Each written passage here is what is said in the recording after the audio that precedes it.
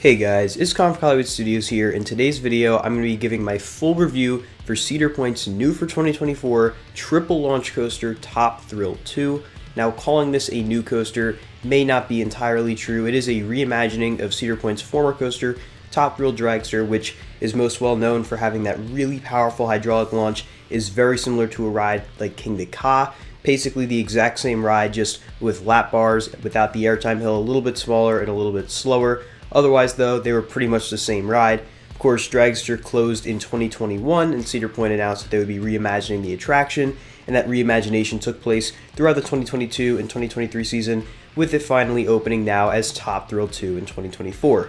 Now, I'll be the first to admit I was definitely skeptical of this coaster prior to riding it. I wasn't 100% sure how good it would be. I didn't know if it would really be an improvement over the original Dragster.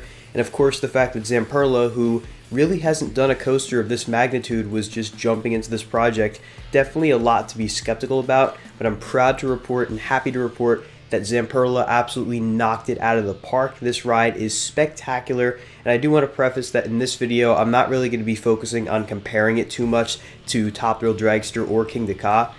I will definitely make comparisons to the original Dragster where it makes sense in the video, but I'm going to have separate videos that are focused entirely on comparing the new experience to that of Dragster, and of course the experience you can still have on King Ka. But Top Thrill 2 really did blow me away. I was not expecting to enjoy it as much as I did. So I'm going to go through my full thoughts on the entire ride experience from when you first come up to the attraction to when you're walking away from it. So starting off with the entrance plaza, it looks phenomenal. Dragster had a really cool look to it with that kind of race car, drag car kind of theme, but it wasn't really fully realized. I think Cedar Point did a phenomenal job with this, with the CP racing theme. Honestly, I wasn't 100% sure what the theme was really going to be prior to getting to the park and riding it, because it was all a little vague prior to, of course, seeing it.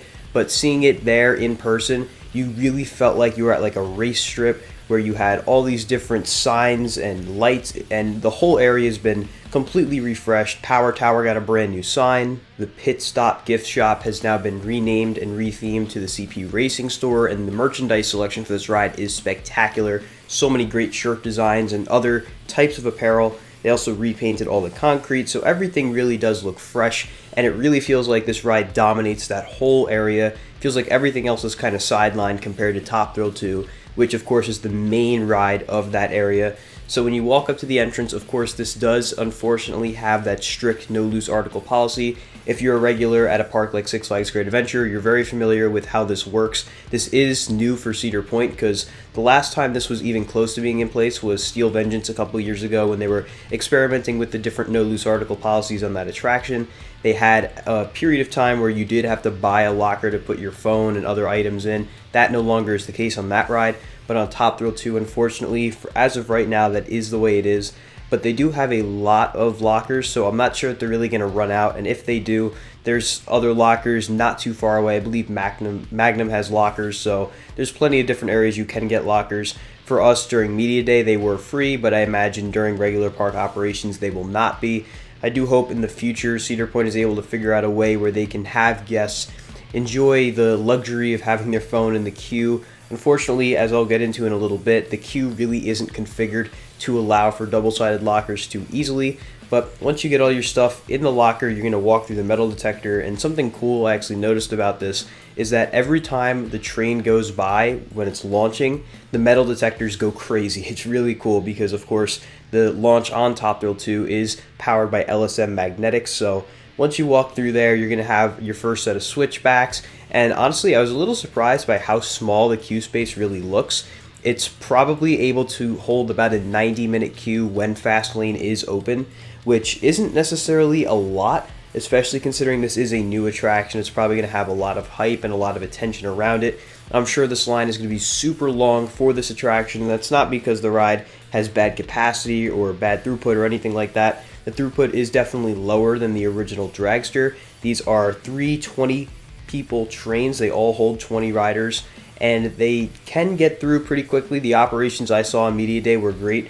Of course, it was a little different since they were setting up cameras and whatnot on that day, but from what I understand from people who attended some of the preview days, they were pumping trains out, but the cycle time on Top Thrill 2 is so much longer than it was on Top Thrill Dragster. Dragster, you were done in basically 20-30 seconds. Top Thrill 2, it's a little closer to a minute, so of course, now that you're getting a more full, complete ride experience, you are probably going to have to wait a little bit longer, but it seems like the ride really hasn't had any major downtime so far. When I was there for Media Day, it only went down for maybe 10 minutes, and it seemed like it was more operator error than anything with the ride. So the ride itself seems to be really reliable so far. Of course, knock on wood, we haven't seen it operate in the heat quite yet. But once you get through the queue, you're going to get up to the station, and the station is very similar to the original Dragster, except the station platform has been moved closer to the queue ever so slightly. That way they can accommodate the switch track and the spike. So everything's moved a little closer. You of course have 10 rows, and out of those 10 rows, I was able to ride just about every one. I unfortunately did not get a front row ride, but the back is absolutely where it is at on this attraction. Specifically, if you can get the back row left seat, you're going to have an excellent ride. I'm going to get into that in a little bit, but once you get in, you're going to board these Zamperla trains. These are brand new for Zamperla, and they are so comfortable. They're very reminiscent of Intamin's new style restraints that you'll find on Velocicoaster, Pantheon, and now Skyrush. Very comfortable. They do contour a little differently compared to the Intamins, but what I really like about these lap bars more than anything else is the fact that during the ride experience, they lock in place. What that means is that you don't have to worry about the lap bar coming down super tight on your thighs throughout the ride experience, because it's not going to move once you dispatch from the station. So that means you can have, a very comfortable setting for the lap bar where it's not destroying your thighs, it's not super tight, but of course you don't want it super loose either because that is not safe. But if you have it at a nice height where it's comfortable for you, it will stay at that height for the entire ride experience, which I didn't really notice until a couple rides in, and once I did notice it, it was like a game changer because I was actually able to fully enjoy the ride experience and not have to worry about holding my restraint up so that it didn't come down too tight on me like I do on other attractions where the restraints could definitely become painful if they become too tight. Not an issue at all here on Top Thrill 2, which I think is great. But once you roll out of the station, you're going to go through the little S-turn that brings you into the main launch area. You're going to sit there for a minute as the transfer track behind you moves the straight track into place. You're going to have a countdown, and the countdown is synced with the little tree right next to you, as well as the tree of lights on the top hat itself. It's a 5-point countdown, and then you're out of there.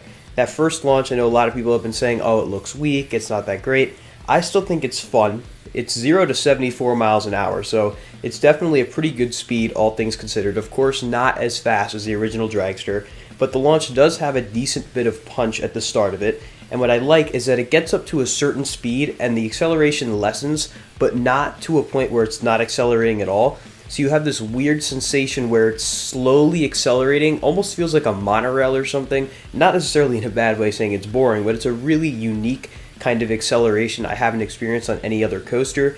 You're going to roll up the top hat and just get around halfway up just before the twist. And when you're in the front row, you will get a little bit of weightlessness, but honestly, this moment on the ride is where I was really just taking in the views because you never really get to look around from that particular point. When you were riding the old Dragster, you didn't really get a good view from there because you were flying through there. So it's a pretty cool experience, but once you start rolling backwards, that's when the ride really kicks in, and you're going to hit that backwards launch going to 101 miles an hour, and the kick you get from that initial sort of burst of acceleration throws you forward. You can see in my reverse POV, every time someone hit that, bam, you get thrown forward. Such a cool experience. It kind of reminds me of Pantheon's backwards launch, of course, minus the airtime hill, but you have that insane speed. There are not many coasters that you can travel around 100 miles an hour backwards, but Top Thrill 2 is one of them. You go flying past everything around you and start to go up into that spike. Feel some really strong positive G-forces as you go up into that spike. Not necessarily crazy intense. I was honestly expecting a little bit more in terms of positive Gs there, but that's alright because you float up that tower and you go super high on it. What I've noticed throughout the day was that no matter if the train was empty, full, it was super cold out, getting warmer out, didn't matter. Every single ride, the trains hit the exact same mark on the first rollback and the spike, the exact same. So props to Zamperla for however they were able to engineer that, because honestly I was very impressed that it was so consistent in getting to the same spot.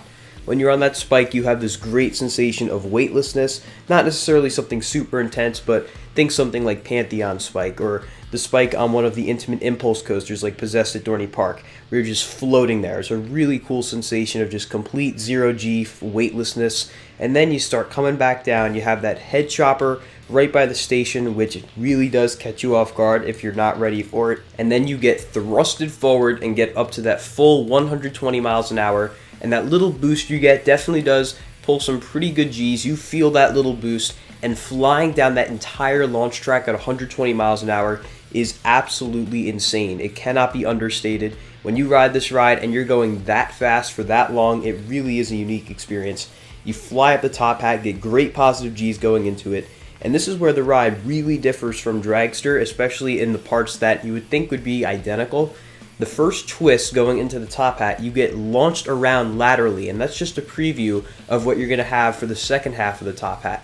So the way these Zamperla trains are designed, they're kind of elevated a lot more than the original Dragster trains were. On these, your feet almost don't touch the ground because you're elevated just a little bit, and what that does is raise the rider's center of gravity. So the heart lining on Dragster's top hat was of course designed for the Intimate T-bar restraints and the trains that were on the ride previously. But now that you're sitting a little higher, the heart lining isn't really designed for that, so you're going to get extra laterals out of those twists, and like I said, it's much more pronounced in the second half because of course you fly over that top hat. If you've seen videos, every single launch, every single ride, it hits the same speed over the top hat, and it's not so fast to the point where you don't even get to look around, kind of like how King Ka runs in boost mode or how Top Thrill 2 is running in early test runs. It's just fast enough so that you're out of your seat for the entirety of the apex of the top hat, and when you go down that drop, you get whipped out of your seat.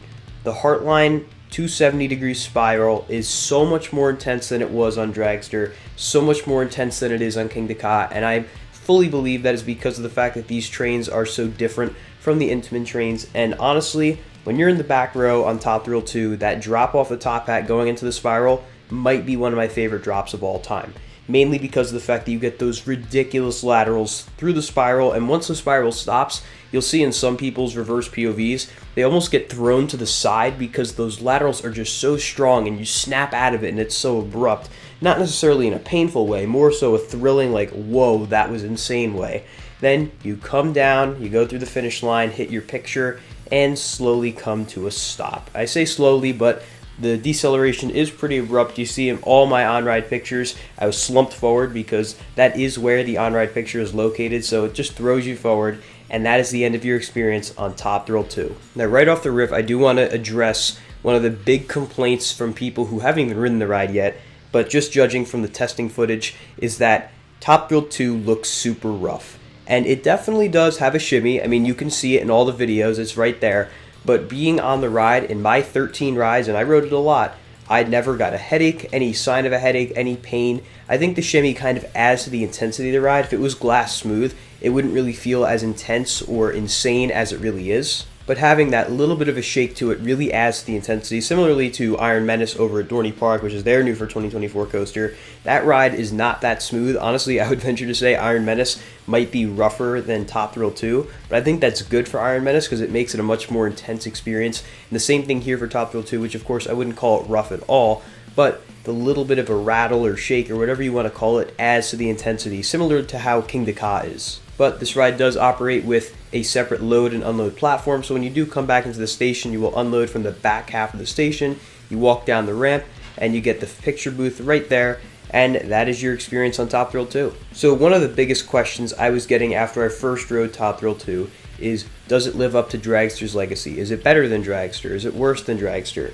And a lot of people I was with kind of shared the same sentiment, that the ride is just so much more of a complete experience now. When you rode Dragster, oh, that launch was spectacular and the top hat was great, but that was it. There's nothing else to it. It was a very short one-trick pony attraction. This ride, not a one-trick pony at all. It is so dynamic. There are multiple different elements to the ride, and honestly, from just looking at it from off the ride, you would think, all right, well, it looks good, but I don't know if it's going to be as good as people are saying it is. This is the kind of ride you can't judge from videos. You really do have to go ride it yourself. The sensations you get on the launch, the top hat, they really can't be done justice in a video. You have to experience it, and I really recommend that you all go visit Cedar Point in 2024 to ride Top Thrill 2. It really is a great attraction, definitely in my top 5 coasters at the park, maybe even higher. It really did blow away my expectations, and congratulations to Zamperla. This is a huge project for them. This definitely, to me, means that they're going to have great future in the roller coaster industry, and Top Thrill 2 just solidifies them as a great manufacturer of roller coasters. And Cedar Point did a great job with the entire presentation of Top Thrill 2 and the merch. The merch, I can't get over how great the merch is for that ride. But if you guys have any questions, comments, concerns about Top Thrill 2, leave them down in the comments and I will answer them to the best of my ability. The ride officially opens on May 4th for the public, so be sure to get out to the point to ride it as soon as you can. If you guys enjoyed this video, be sure to like and subscribe, and stay tuned for more roller coaster content coming soon to Hollywood Studios. Goodbye, guys.